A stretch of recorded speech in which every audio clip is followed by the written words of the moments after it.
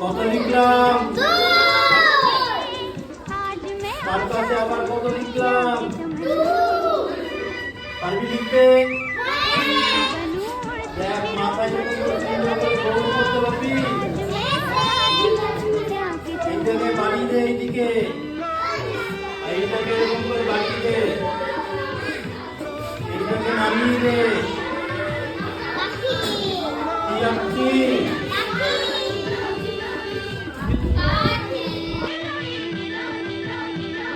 পারবি? পাখির কি দিতে হবে? এটা কি? পা দিয়ে দিবি এরকম করে। কি হলো এটা?